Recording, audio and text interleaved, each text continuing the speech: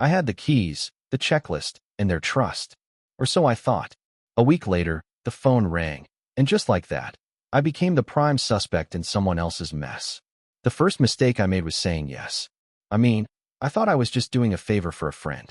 Jason and I had known each other since middle school, back when the biggest concern in life was who got picked last in gym. Over the years, we stayed close. Not best friends or anything, but solid. The kind of guy you grab a beer with, help move a couch, or shoot the breeze with on a lazy Sunday afternoon.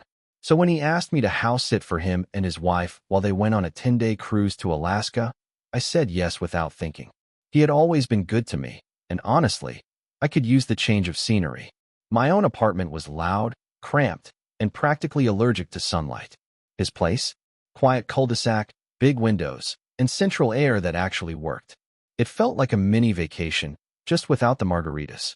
He laid it all out for me 2 days before they left. His wife, Melissa, chimed in with a detailed list she had printed out. Feed the cat twice a day, water the plants every third morning, rotate the mail so nothing piles up. She even labeled the cabinets so I would not accidentally mistake their organic brown rice for kitty litter. I remember thinking it was a bit overkill, but whatever, they were trusting me with their home. I told them not to worry, I would treat the place like it was my own.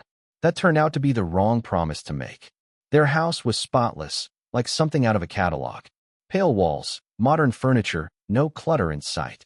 Not even a coffee mug left out of place. The kind of setup that made me nervous to breathe too hard. But I did everything right. I swear I did. I fed the cat, Luna, at exactly 7 and 6:30 every day. I even warmed up her wet food because Melissa said she got fussy with cold meals. I watered the snake plants and that oversized fiddle leaf fig in the corner. I ran the Roomba every other morning like they asked. I even refilled the fancy hand soap in the guest bathroom when I noticed it was low. And yeah, maybe I peeked in their fridge, but only to throw out a container of spoiled spinach. I did not touch their wine. I did not invite anyone over. I did not even turn the TV past volume 12. 10 days came and went. The house was still standing. The cat was alive and purring. Everything was clean, locked up, and exactly as they left it. Or so I thought. Jason and Melissa got back on a Tuesday evening. I handed over the keys with a grin and a joke about how Luna might miss me more than she missed them. Jason smiled, tired but friendly. Melissa gave me a polite hug and said thanks. I walked away feeling good. But less than 24 hours later, I got a text that made my stomach drop. We need to talk. Now. I did not answer the text right away. I just stared at it. The screen lit up with those 4 words over and over in my head like a siren. We need to talk. Now. Jason was not the dramatic type. If he sent something like that, it meant something serious. I called him. No answer. Not even a voicemail. 15 minutes later, my phone buzzed again. This time it was Melissa. She did not waste any time. She said something was missing. I asked what. She said I knew what. I told her I had no clue what she was talking about. And then she hit me with it. The ring. I had to read it twice. I blinked at the message and felt this weird tightness in my chest. My thumbs hovered over the screen as I tried to form words that did not sound like excuses. I finally typed out the truth. What ring? No reply. Not for hours. I paced around my living room for most of that evening, trying to think back on everything. I had not seen any ring. Hell, I did not even go through their bedroom drawers. The only rooms I spent time in were the kitchen, living room, and the downstairs bathroom. I slept on the couch because I did not want to mess up their made bed. At around 10:30 that night, I got a call. Jason, this time. His voice was low, tight. He asked if I had taken anything from the house. I told him no. He asked again, slower this time, like he was giving me one last chance to come clean. I told him again, nothing. I had not touched a single thing that did not belong to me. He said Melissa's engagement ring, the original one, the one she stopped wearing after they upgraded, was gone. She had kept it in a little jewelry box in the guest room closet, tucked away in a zippered pouch inside a shoebox marked Donate. I said, wait, the guest room? He said, yeah. I told him I never even went in there. He went quiet, long enough that I thought the call had dropped. Then he said Melissa swore she had checked the box before the trip, that the ring was there. She said I must have taken it. Just like that. I must have taken it. I laughed. Not because it was funny, but because it sounded so insane. Me? Stealing from them? I had known Jason since we were kids. I helped him move 3 times. I bailed him out once when he locked his keys in his car on the highway. He was at my dad's funeral. Melissa cried on my shoulder at their wedding. And now I was a suspect. I asked him flat out, "Do you really think I would steal from you?" He did not answer. He just said, "Come over tomorrow. We need to go through everything." That was when I realized I was not going over to help. I was going over to prove I was innocent. And the worst part? I was starting to wonder if they had already made up their minds. When I showed up the next morning, their front door was already open. Jason stood in the entryway with his arms crossed. He did not say a word, just gave me this stiff nod, like I was some stranger who showed up to argue a parking ticket. Melissa was sitting on the couch, hands folded tight in her lap. She did not even look at me. Not at first. The silence in the house hit different that day. Cold. Sharp. Like the walls themselves were holding their breath. Jason finally spoke. He said, "You know where the box is." I blinked. "What box?" He pointed toward the hallway. "Guest room closet." I shook my head. "I told you I never went in there." Melissa cut in, quiet, but cutting. She said that was the thing. I was the only person who had access while they were gone. No cleaners. No deliveries inside. No guests. Just me. And apparently, just me meant guilty. Jason led the way to the guest room. Everything in there was still neat. Bed made. Curtains pulled halfway open. The box was exactly where Melissa said it would be. Top shelf of the closet, buried under some blankets. He pulled it down like it was evidence in a trial. They opened it in front of me. Inside was the jewelry pouch. The zipper hung open like a mouth mid-scream. Empty. Jason looked at me then. Full eye contact. "You sure you never opened this?" I felt my face getting hot. Not from guilt, from insult, from disbelief. "No," I said. "I never touched it. I didn't even know it existed." Melissa asked, "Then where is it?" And there it was. The final nail. They had already decided. I was not a friend anymore. I was the guy who took advantage. The guy who saw an opportunity and slipped something into his pocket while pretending to pet the cat. I wanted to scream. I wanted to tear apart the couch and dump out my backpack and shout from the top of my lungs that I did not take a damn thing. But I did not. Instead, I stood there, frozen, because deep down, I knew something was off. I knew them too well. Or maybe I only thought I did. Jason had always been chill, rational, but now he would not even meet my eyes. Melissa had always been polite, but she looked at me like I was dirt, like I had slithered into her home and left fingerprints on everything pure. I tried one last time. I told them to check security footage, if they had any. Jason said their outdoor cams were off. They had a wiring issue they never got around to fixing. Typical. I asked if they had checked their safe, her other jewelry boxes, even under the bed. Melissa snapped that she had checked everything. Jason asked me again, "If you didn't take it, who did?" And that was the moment something clicked in my head. Because honestly, that was a damn good question. Driving home after that meeting felt like floating underwater. My mind kept replaying it. The way Melissa's eyes never softened. The way Jason's voice lost all its usual calm. It was like they had flipped some internal switch, and suddenly I was no longer someone they trusted. I was a suspect. A threat. Just because I had been in the wrong place at the wrong time. But the more I sat with it, the more something started to bother me. Melissa said she had checked the box before the trip. Claimed the ring was there. But why stash a valuable ring inside a shoebox in a closet filled with junk marked for donation? Why not put it in a safe? Or in their master bedroom, where all the other jewelry was kept? And why tell me this only after I handed the keys back? They had been home for over 12 hours before I even got the first text. I started going over everything in my head. Every room I had stepped into, every drawer I had avoided, every single moment I spent in that house. I had not seen or heard anything strange. No broken locks, no signs of a break-in, no weird visitors. But I remembered something I had brushed off at the time. One morning, on the 5th or 6th day, I had noticed the back gate was unlatched. It was early, maybe 6 in the morning. I was heading out for a quick jog before feeding Luna, and I found the gate swinging a little in the breeze. I figured maybe Jason had left it like that by accident before they left. I shut it, locked the latch, and forgot about it. But now that felt different. That gate led straight into their backyard. And from the backyard, there was easy access to the sliding glass door. I had kept it locked. I was sure of it. But I had also spent most of the afternoons outside in the sun, reading on the patio. If someone had known their schedule, knew the house would be empty for 10 days, it would not have been hard to slip in unnoticed. The weirdest part? Melissa had mentioned the box being inside a guest closet, but the guest room had nothing to do with the rest of their valuables. It was a spare space, basically unused, unless someone else had known exactly where to look. That night, I could not sleep. I kept thinking about who else might have had access. Neighbors? No one came by while I was there. Delivery guys? Everything was left on the porch. Family? And then it hit me. A week before they left, Jason had mentioned his younger brother, Trent, stopping by to pick up some camping gear. Said he still had a bunch of his stuff in their garage and was planning a trip. Trent. That guy had always rubbed me the wrong way. Kind of charming, in that too smooth way. Always had a new hustle going. Last I heard, he had been flipping sneakers online or something.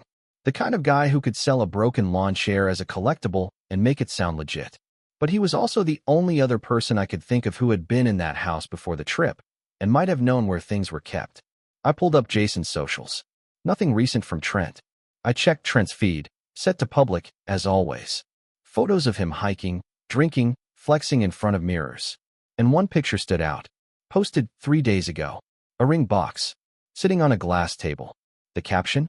Some things are just too pretty to let go. I zoomed in. The ring looked a lot like the one Melissa used to wear.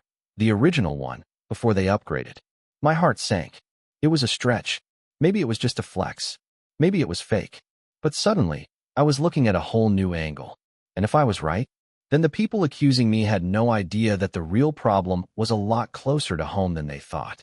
The next morning, I woke up early and drove to a coffee shop near Jason's place. I sat in the corner with my laptop, pulling up every bit of Trent's online presence I could find. I was not trying to play detective. I just needed something, anything, that proved I was not losing my mind. Trent had always been slick. He smiled a lot, talked fast, and borrowed things he never returned. Jason once said Trent meant well, which usually means someone's a screw-up you feel guilty for cutting off. Still, Jason trusted him, more than me, apparently. His latest post kept bugging me. I stared at that photo again and again.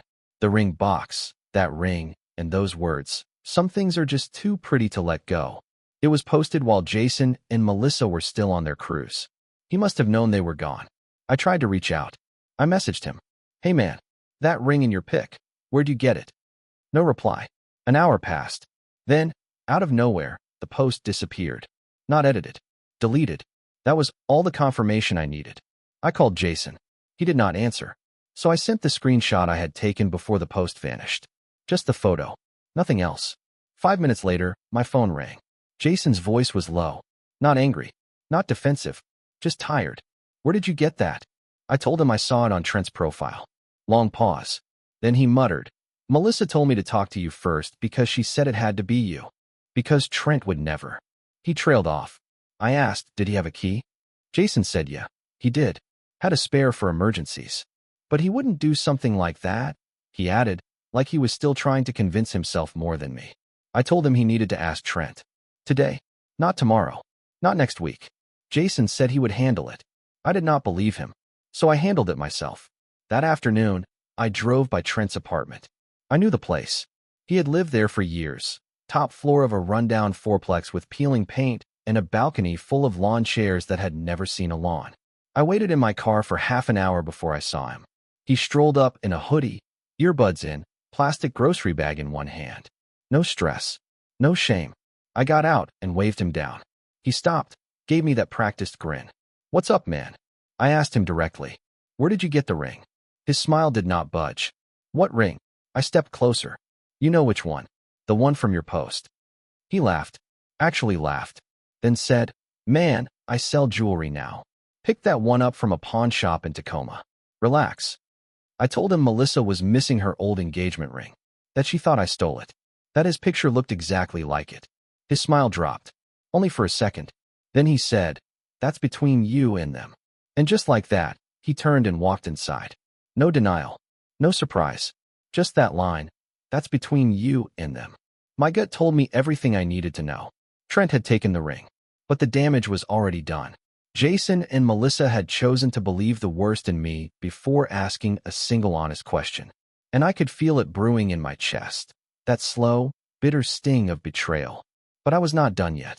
Because if they were going to paint me as the thief, then I was going to show them exactly how blind they had been. I was not the kind of guy who looked for payback. I always figured life had a way of settling scores. But this was different. Jason and Melissa had looked me in the face, faces I had known for half my life, and treated me like I was disposable, like I was just some fool who could be tossed aside the second something went missing. Now I knew the truth, but the truth meant nothing if no one else believed it. I figured if Trent had stolen the ring, then he either already pawned it or planned to. I started calling around to pawn shops, once within a couple hours' drive. I did not say much, just asked if anything matching a white gold vintage-style engagement ring had come through in the past week. Most said no, until one guy paused. He asked for more details. I gave them. He said, had something real similar come in. Guy said it was from an ex-real slick talker. I asked if the name was Trent. He said he could not give me a name, but the description sounded exactly like him, and he still had it in the back. My chest tightened. I asked if he could hold it. He said he could not, store policy, but he might accidentally forget to log it until the next day if I showed up fast enough. I was there in 40 minutes. When he brought it out, I knew instantly it was Melissa's old ring.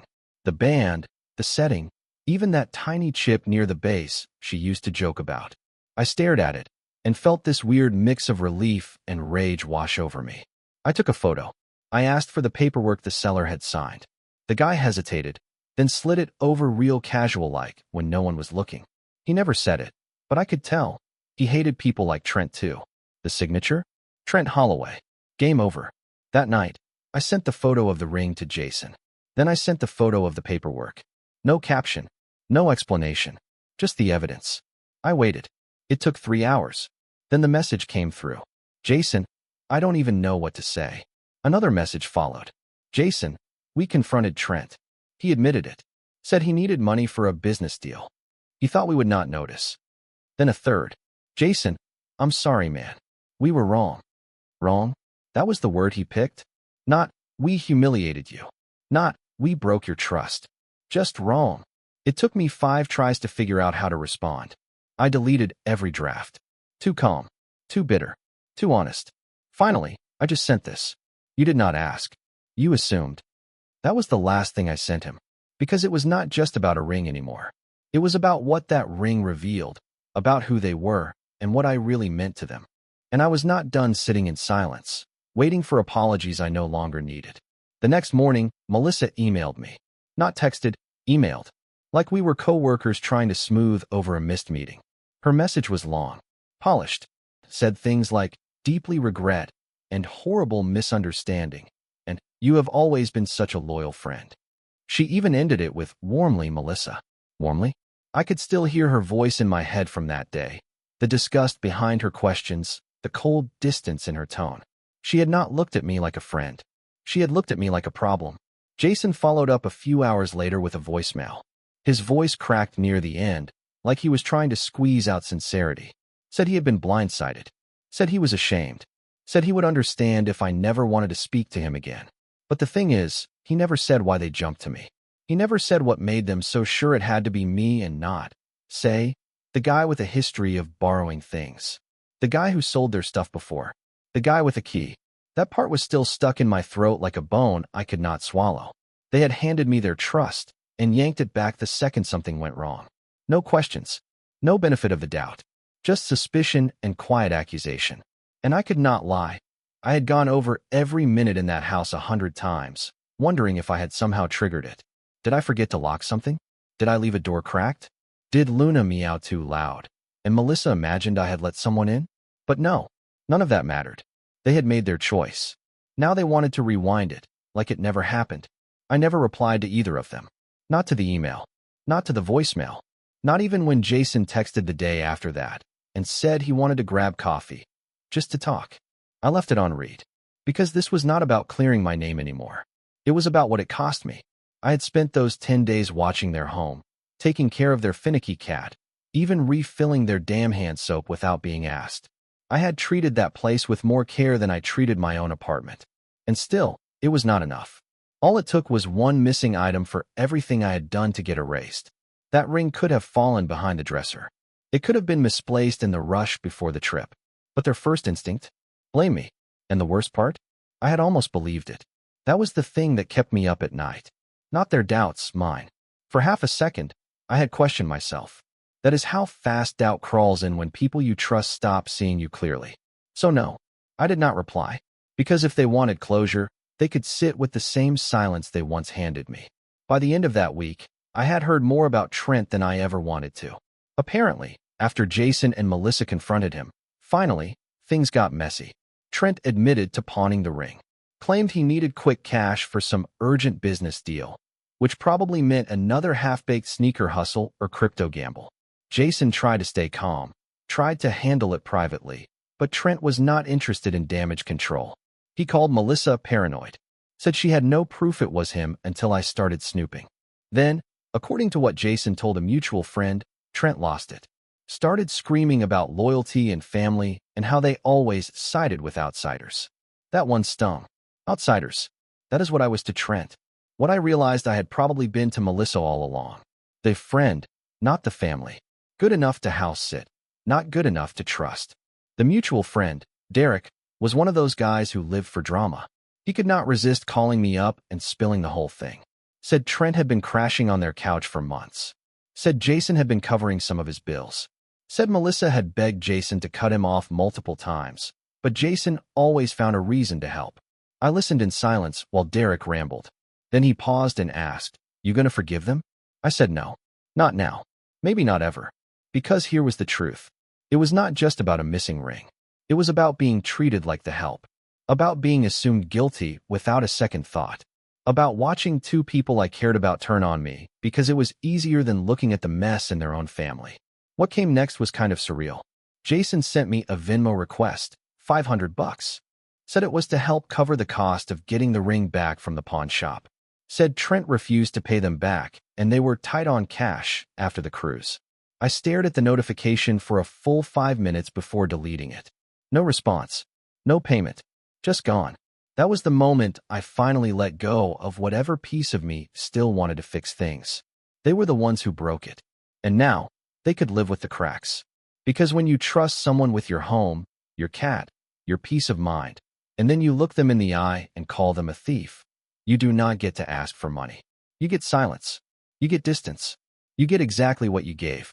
I never planned to get even. Not in the dramatic, scorched earth kind of way. But silence. That was something I could weaponize. I started slow. Removed Jason and Melissa from my emergency contacts at work. Just a formality, but one that felt symbolic. I took down the framed photo from their wedding that had been sitting on my bookshelf for years. Tossed it into a donation box with a bunch of old shirts I never wore. Then came the group chat. We had a friend group, 7 of us, all tied together through years of shared history. We used that chat to plan barbecues, poker nights, the occasional weekend trip. Jason and I had always been the glue in that group. I left the chat. Did not say a word. Just exited. Within an hour, Derek messaged me privately, asking what happened. I ignored it. Another guy, Sam, sent the eyeball emoji, his favorite way of asking for tea. I ignored him too. I knew what would happen next. People would ask questions. Jason would get awkward. Melissa would pretend it was all behind them. But the silence would fester. It always does. That was the beginning. What came next was not even something I orchestrated. It was just the truth coming to light. A couple of weeks later, Melissa posted one of those perfectly filtered Instagram stories. Sunset.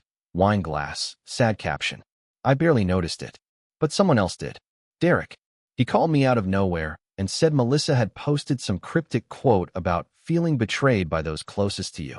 He thought it was about Trent. I knew it was not. That post was for me. Some backhanded guilt trip wrapped in a sepia filter. As if I was the one who abandoned her. And maybe I had. But not without reason. Word started spreading slowly. People talked. People always talk. Especially when the cracks start to show in something that once looked solid. Eventually, I heard through a mutual friend that Melissa and Jason were taking space. Apparently, after everything with Trent and the fallout with me, things between them got strained. Arguments. Cold shoulders. Melissa blamed Jason for not backing her up sooner. Jason blamed Melissa for dragging me into it at all. And me? I stayed out of it. No posts. No comments. No defense. Just absence. Because that is the thing about silence. It echoes. Especially in the places where trust used to live. And I was fine letting them sit with that echo. Letting them hear it every time they thought back to who actually protected their home. who cleaned up after their cat, who made sure their life was still intact when they returned. It was never about revenge. It was just about letting the truth breathe. And sometimes, that is all it takes to burn a bridge without lighting a single match. Months passed. The kind of slow, gray months where nothing really happens, but you still feel different. Like the shape of your life shifted, even if no one else can see it. Jason never reached out again.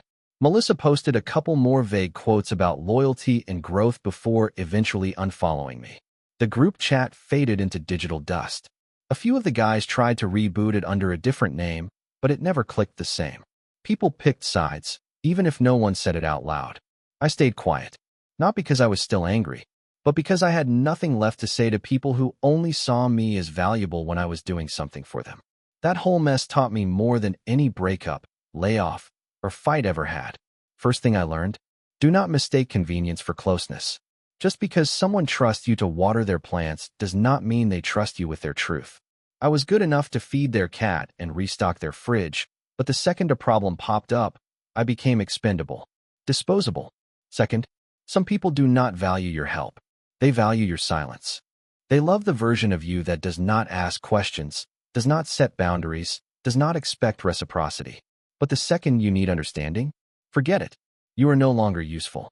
And last, doing the right thing does not guarantee you will be treated right. I took care of their home better than I took care of my own. I followed every rule. I stayed out of rooms I had no business being in.